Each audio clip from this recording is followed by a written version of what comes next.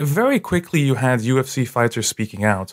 I mean, and you could see the tribalism almost immediately there. You had the vast majority of the Muslim fighters. I mean, your Dagestani contingent from Khabib Nurmagomedov to Islam Makhachev, etc. And the list goes on to Khamzat Chimaev from Chechnya, all responding straight away, putting out statements in solidarity with Palestine to one extent or another, really coming out in full-throated support for Palestine.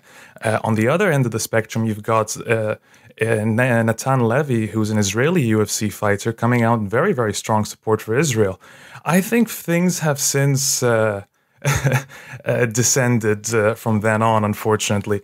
Let's go back to a couple of UFC pay-per-views ago. So UFC 294 took place in Abu Dhabi, and that card featured Islam Makhachev in the main event and Khamzat Chimaev in the co-main.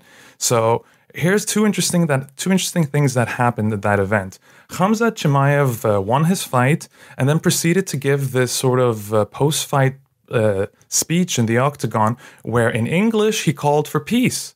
Just a general, ambiguous call for peace, really not referencing anything specific, nothing incendiary in any way, shape, or form. Hey guys, salam alaikum, Abu Dhabi.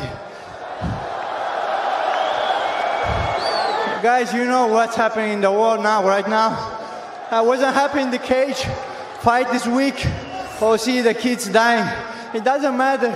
Whatever in the world, Ukraine and Syria, Afghanistan, Palestine, USA, doesn't matter. When kids die, it's hard, guys.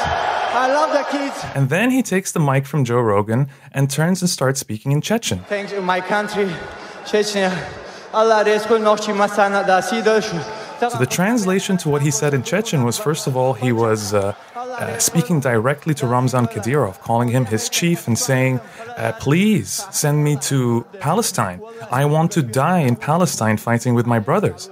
So that was his actual statement in Chechen. You see the contrast between that to what he said in English.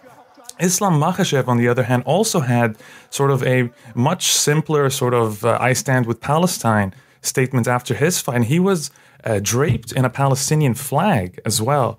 Interestingly enough, all that was edited out of the YouTube footage that the UFC later posted online, which, I mean, you want to talk about hypocrisy. UFC that claims to be, willing to stand for any politics and has been very open about letting its fighters speak out in support of, say, Donald Trump, right? But when it came to Gaza, it's where they seem to have drawn the line when it comes to Palestine. So another example of how things have sort of deteriorated in mixed martial arts is there is an Israeli MMA fighter. His name is Haim Ghazali, and he goes by the Israeli Batman. He used to once fight for Bellator. So he posted some really pretty disgusting photos on Instagram at one point. One of them was of an artillery shell that he had inscribed with the names of Muslim MMA fighters, mainly Khabib, Islam Makhachev, Khamzat Chimaev, and the Palestinian UFC fighter Bilal Muhammad.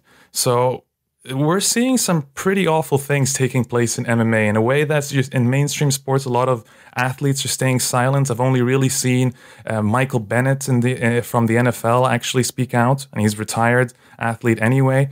Many athletes are saying that they just don't want to put out a statement for one reason or another. But here's the UFC, and I mean, the UFC's never been shy of controversy, and there's tons of it to go around right now, Felix. I saw the thing with writing the fighter's name on the artillery piece. That was just fucking shocking. Mm-hmm. I thought the specific thing that happened with Islam Makhachev and the flag was particularly interesting because I did see some people on Twitter, like, most people watch this through pay-per-view in America, but it's televised through TV deals in some other countries. And I did see some people say, while this was going on, that they didn't televise any part where he was displaying the flag or like the walkout. And this, it was sort of one of those perfect UFC things that happens where Dana kind of paints himself into a corner, because you remember about a month before the attacks, Dana made this big show about how the flag ban's fucking stupid. We're done with it. And first of all, he's the one who instituted it. Like he's acting like some invisible higher up told him to do it. No, he's the single person behind the flag ban policy. And he was like, if you're offended by a flag, fuck you. And then, and he wouldn't give any reasons. Remember, he wouldn't give any reasons either as to why he was banning the flag. He's like, oh, you know why. And then the same thing happened when he unbanned it. People are like, well, what happened? What changed? He's like, oh, you know why. What changed? It's like, well, give us an answer. Yeah. No, it defied reason. And of course, like, yeah, they edited out like any reference to Palestine. I mean, I understand them not broadcasting the message to Kadyrov. Actually, that was the only one that was broadcast, believe it or not. What? I'm not even kidding. I believe even if you go back to the YouTube page, at least at the time when I was writing my article about it, that Chechen translation was still live and online. And I think, if I have to guess, really when it's stuff like this, when it comes to UFC, it's always incompetence, really. And I think they just didn't have a translation. They assumed there was nothing important, and they just let it hang there for a while. And I know it definitely aired live because I watched it. So yeah, it's an interesting one. Yeah, no, I mean, I knew it aired live, but like the fact that it's in like replays and stuff is like, you would figure that they would have at least someone on staff who speaks Chechen. After all this time, after so many Chechen linked Dagestani fighters have dominated like all these divisions, they would have someone who could go, hey, listen to what this guy said. They definitely have, even when it came to Dagestani, they're always lucky with regards to the translator because it was usually Khabib's, his other manager, not Ali Abdelaziz, the Egyptian, but the other manager, Rizvan Magomedov, is Dagestani, so they'd usually have him in the octagon translating for them. But I don't think they've had ever really anybody translating Chechen for them. And yeah, this is a great example of where it worked out against them. Yeah, I think like in general, just like in the institutional sports world, as you talked about earlier, there is a policy towards like Israel Palestine, and it's a pretty codified, pretty well articulated policy of just either not touching it or showing like overt support for Israel. Whereas with the UFC, it's like they're trying to do the same thing as, you know, any other major sports league or team or anything, but they're just like too incompetent to even pull that off. The result is just like pure incoherence. Oh yeah, it's very characteristic really for the UFC to display this level of incompetence with something like this. But also the hypocrisy is so stark, Felix, at the same time. When you think of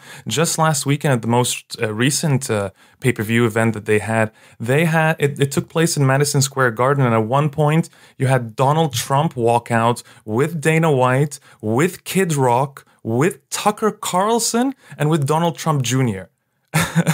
That's a political statement right there, and they're mad about Gaza? Seriously? Yeah, and whenever Dana talks about Trump, it's always the same thing. It's like, hey, you know, when we just had first bought the UFC, and we were, you know, we didn't know if this would work out, Donald Trump came to one of our events in Atlantic City, and that was huge. And so he tries to characterize like supporting Trump as like overtly non-political.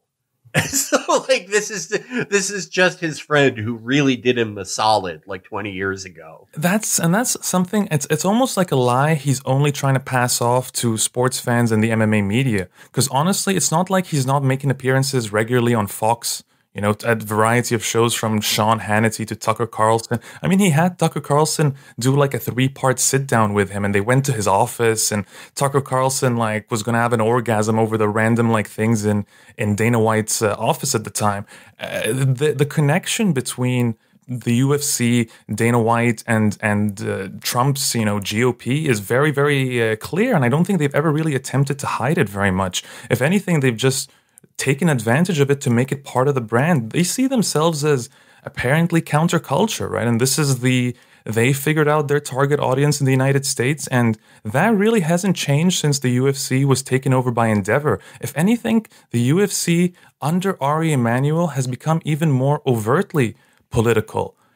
Between its relationship with Donald Trump and onwards in other countries. I mean, it's opening itself up to other markets now, between China, between Saudi Arabia, the United Arab Emirates, an established partnership there. So they have no qualms with working with autocrats and authoritarian regimes around the world. It's so interesting because like that's sort of like pro-Trump, like this general universe of content, right? Whether it's like pro-Trump or Tucker or like Barstool, a certain type of like male demographic they're going for, right? And being like overtly pro-Israel isn't really like part of that set of things, even if Trump himself as president was, incredibly pro-Israel. He moved the embassy to Jerusalem. He did all these things, but just as a cultural thing, that's not really part of it anymore.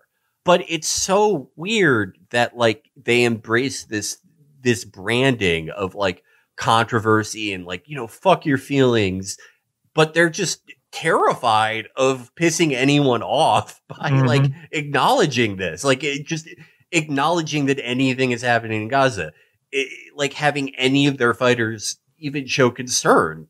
It really just, makes them look terrified. Well, it does, because I mean they're walking a very strange tightrope here, aren't they? By trying to expand the brand and grow it and really present themselves as mainstream, building sponsorships and partnerships, unlike they've ever done before. I mean, the UFC is far more profitable than it's ever been. It makes well over $1 billion in revenue a year. That's incredible for the organization. It does that off the back of exploitative labor of fighters at the end of the day.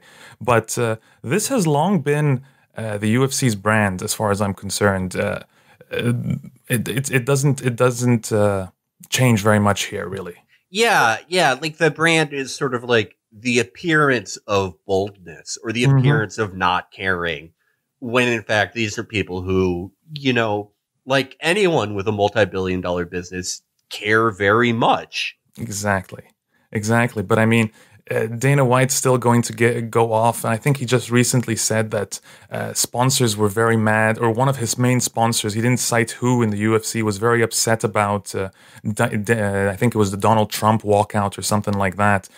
And Dana White, apparently, he told the media, he's like, I told that sponsor to go fuck himself. So, I mean, I wonder if that's something that Dana White's going to get a talking to from, Ari Emanuel afterwards, or because to me, it just still seems like Dana's operating as if this is the old UFC under the Fertitta brothers, where it was all about them being niche and fighting back and standing up to the man, etc. But I don't think they realize just how much they've just become the man in that sense now, really. Like, they are a corporation like no other, from the exploitation to the pursuit of profit at the expense of absolutely anything else. That is the UFC through and through. And Donald Trump fits perfectly into that.